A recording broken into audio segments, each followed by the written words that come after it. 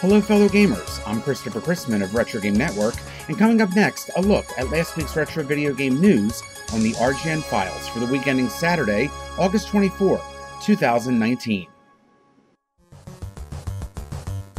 In the RGN Files this week, Sega and Nintendo have published a game every other year in their Mario and Sonic at the Olympic Games series over the course of the past 12 years to coincide with the internationally televised event. Next year, the 2020 Summer Olympic Games will be taking place in Tokyo, Japan. As an indirect way of celebrating the origin of both of the popular mascots, the newest game in the series will include a mode of play that features 10 classic events using 2D sprites and environments that were respectful to the era.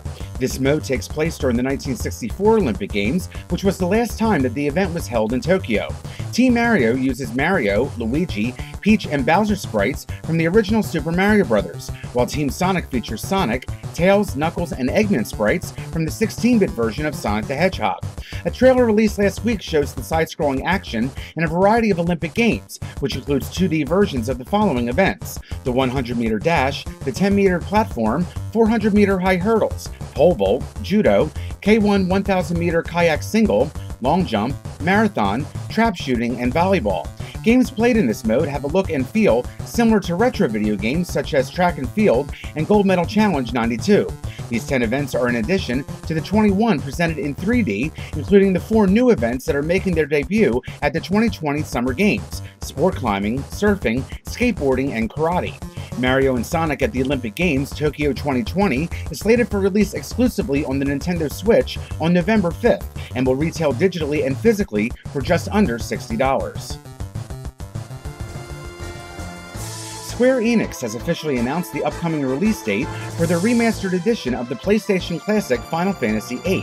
The updated version will include a variety of graphical enhancements, with several characters, enemies, and objects being refined to look better and more modern on today's gaming platforms. You also get a variety of additional gameplay options that make for a fully customizable experience. Such options include modifications in battle assistance, where you can max out hit points and the ATB bars, plus trigger limit breaks at any time.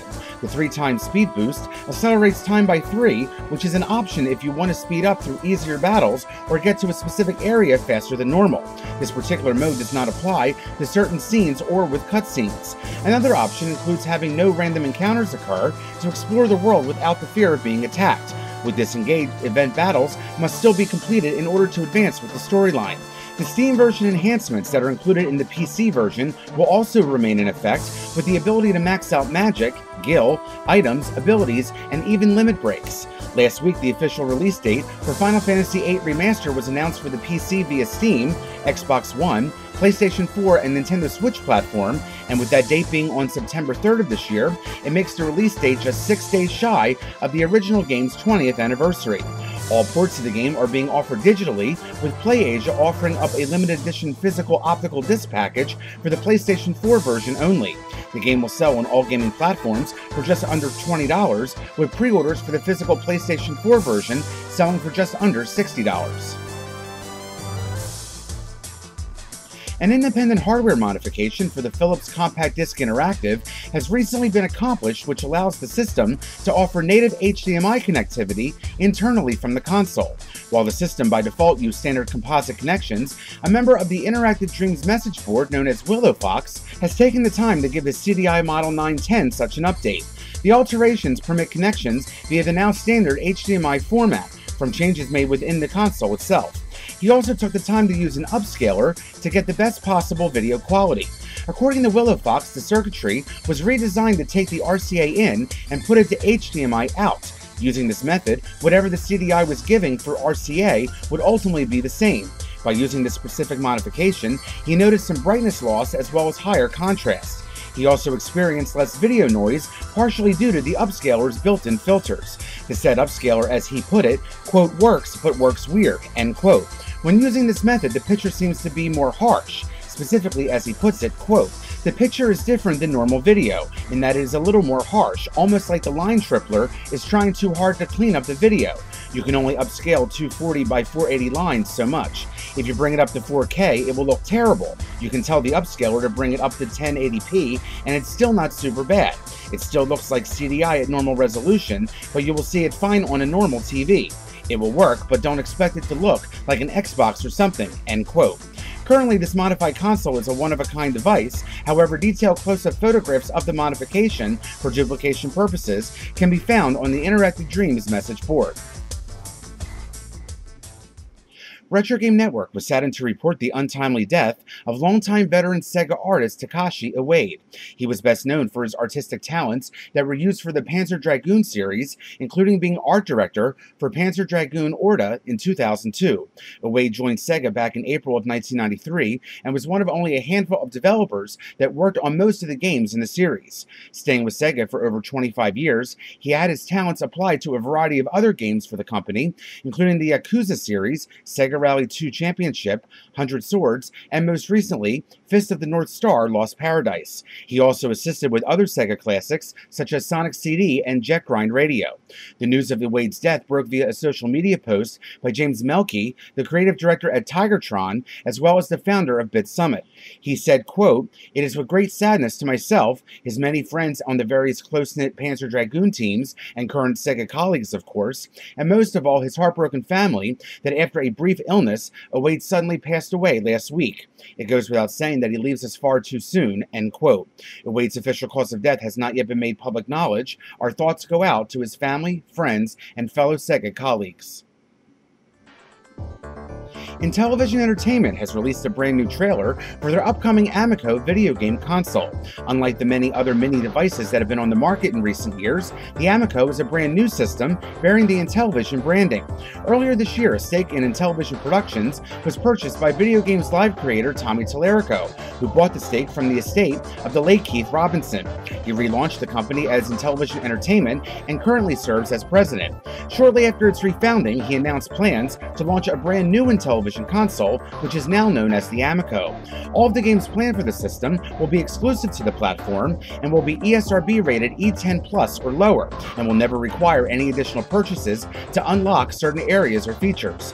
At its launch, the Amico, which comes in your choice of 5 color variants, will include several reimagined Intellivision classics pre-installed, alongside of other classics and exclusives, such as the upcoming Earthworm Jim, via the Intellivision online store. The store allows gamers to purchase new titles from their home, be multiplayer compatible, and will offer features such as leaderboards and achievements. The controllers borrow from the original 1979 design, however offers modern features such as an incorporated touchscreen that mimics the keypad from the original classic design. They also include arcade-style tactical feedback buttons, wireless charging, microphone, and speaker. Intellivision Entertainment launched a new trailer last week showcasing 2 of the color options and offers a first look at 17 of the exclusive games currently in development.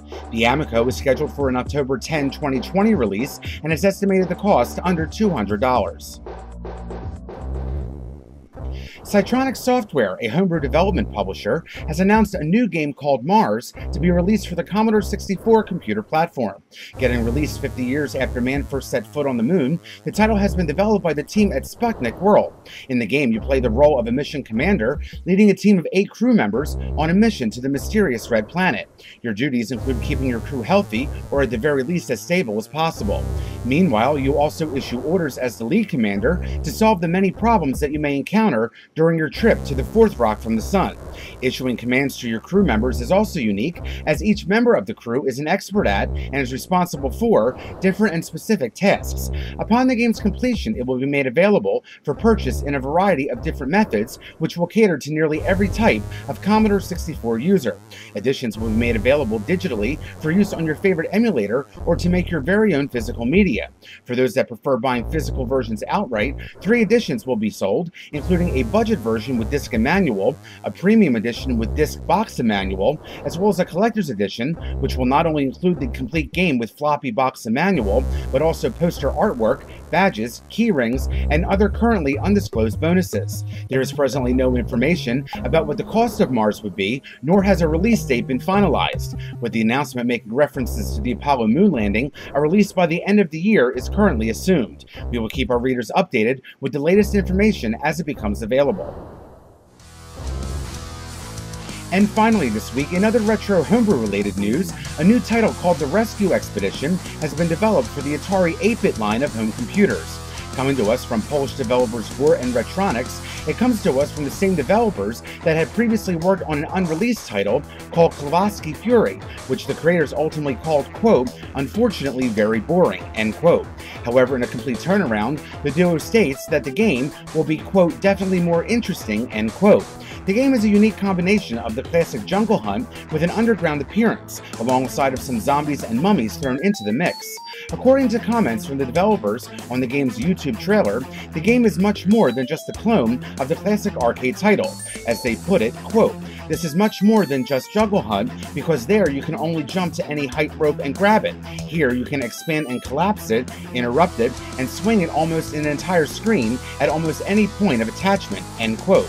The Rescue Expedition is being made available for purchase on physical media in the form of cartridges as opposed to the homebrew standard of floppy disks or cassette tape.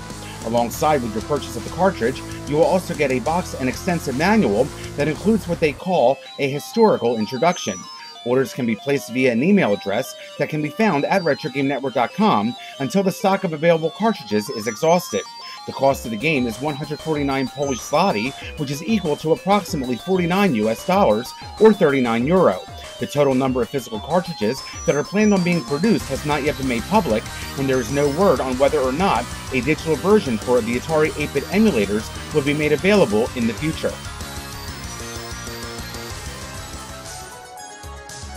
That's it for this week's edition of the RGN Files. This is a reminder that our weekly terrestrial radio program, VGM on FM, is currently on a scheduled summer hiatus and will return to WRML Radio this coming September 9th. For complete details of any of this week's stories, visit RetroGameNetwork.com. And don't forget to check us out on our social media outlets on Facebook, Instagram, and YouTube at Retro Game Network, and on Twitter and Twitch at RetroGameNet. For the RGN Files, I'm Christopher Christman. This week's news story is provided by the following: Atari 8-Bit Computers Facebook group, Atari Online, Engadget, Game Rant, Green Man Gaming, Intellivision Entertainment, Interactive Dreams, Nintendo Life, One Angry Gamer, PlayAsia, Polygon, Cytronic Software, Sega Bits, Square Enix, Video Games Chronicle, Vintage is the New Old.